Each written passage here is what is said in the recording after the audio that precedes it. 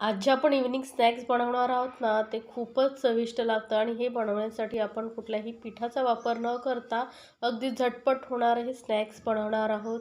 मुलांना टिफिनमध्येही देऊ शकता आणि हे स्नॅक्स बनवून तुम्ही ना फ्रीजमध्ये स्टोअर करून ठेवू शकता.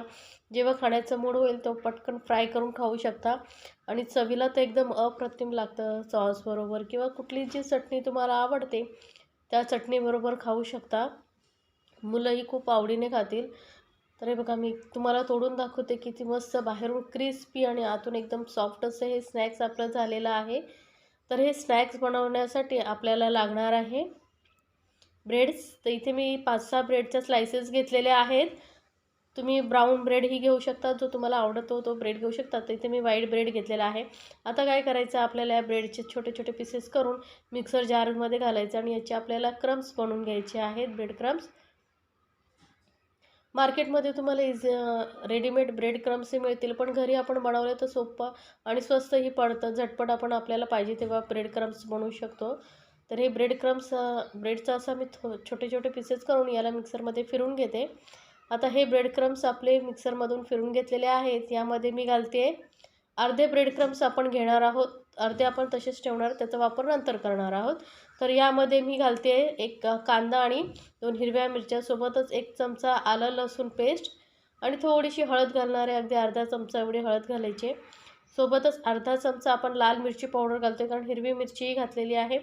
आणि 2 इथे ना उकळलेले बटाटे मी किसून घेतलेले आहेत.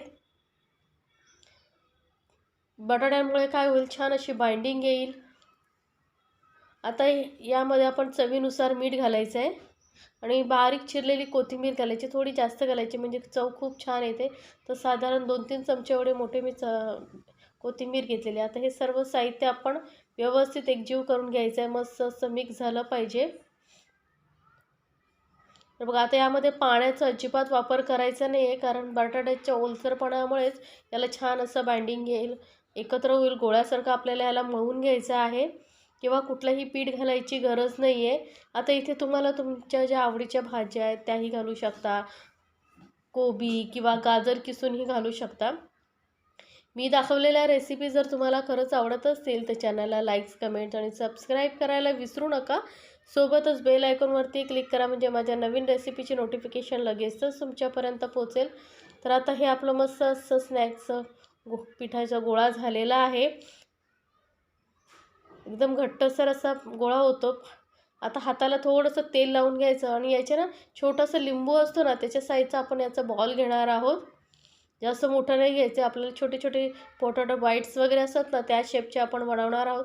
त्यामुळे अगदी छोटासा लिंबा एवढा गोळा घ्यायचा, त्याला गोल करून नंतर सिलेंडर शेपसारखा आपण त्याला शेप देणार आहोत. जास्त जाडही करायची नाही, अगदी थोडे मिडियम असे आपण हे बॉल बनवून घेतलेले आहेत. तर बघा, असे याला शेप द्यायचा आहे.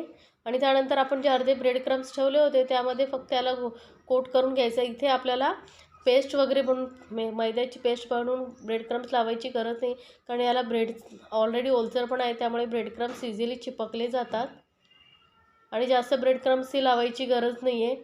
तरी बघा, अगदी असं थोडे थोडे असे आपण ब्रेड क्रम्स लावून घेऊया. तर मी अजून एक तुम्हाला दाखवते. अगदी सोपं आहे. छोटासा लिंबाचा बॉल घ्यायचा, लिंबा एवढा बॉल घ्यायचा, त्याला सिलेंडर शेप द्यायचा आणि अगदी इझिली शेप येतो बघा, कुठेही क्रॅक वगैरे जात नाही. आणि ब्रेड क्रम्समध्ये एकदम फक्त असं गोल फिरून घ्यायचं, म्हणजे ब्रेड क्रम्सना एकदम व्यवस्थित चिपकले जातात. सर्व बाजूने चिपकले आहेत की नाही याची मात्र काळजी घ्यायची नाही. एक्स्ट्रा जे वाटत असेल ते ब्रेड क्रम्स आपण काढून घ्यायचे. तर बघा, तर या पद्धतीने आपण बाकीचंही सर्व स्नॅक्स बनवून घेतो. तर स्नॅक्स आपले बनवून तयार झालेले आहे. आता इथे तुम्ही हे फ्रीजमध्येही एअरटाईट डब्यामध्ये भरून स्टोअर करून ठेवू शकता, म्हणजे जेव्हा तुम्हाला बनवायचे असतील, फ्राय खावायचे वाटेल तर पटकन फ्राय करून खाऊ शकता. तर पॅनमध्ये मी तेल चांगलं गरम करत ठेवलेलं आहे. तेल गरम झालं की यामध्ये एक एक स्नॅक असं सोडून आपण मस्त असा छान असा आतून कुरकुरीत फ्राय होईपर्यंत, आपण कुरकुरीत होईपर्यंत फ्राय करून घ्यायचं आहे. किती सोपी आहे बघितलं, बनवायला एकदम सोपी आहे आणि घरातीलच साहित्याचा वापर केलेला आहे. त्यामुळे इथे तुम्ही यामध्ये आतमध्ये चीजही घालू शकता. तुम्हाला जे आवडतात भाज्या, चीजचा वापर करून हे बनवू शकता. तर अगदी मी साध्या सोप्या पद्धतीने तुम्हाला सांगितलेलं आहे. एक साईडने व्यवस्थित फ्राय झाले ना की मग पलटून दुसऱ्या साईडने फ्राय करायचे आणि मस्त बघा चवीला एकदम अप्रतिम लागतं. घरी पार्टी वगैरे असेल तर काय स्नॅक्स बनवायचं समजत नसेल तर वेगवेगळं असं स्नॅक्स तुम्ही ट्राय करू शकता, जे सर्वांनाच खूप आवडेल. तर आपलं हे स्नॅक्स दोन्ही साईडने मस्त असं फ्राय झालं आहे बघा, छान कलर आलेला आहे दोन्ही साईडने. तर असंच मीडियम फ्लेमवरती मस्त असं कुरकुरीत होईपर्यंत आपण फ्राय केलं ना की चवीला एकदम छान लागतं आणि जास्त काळ हे कुरकुरीतही राहतात.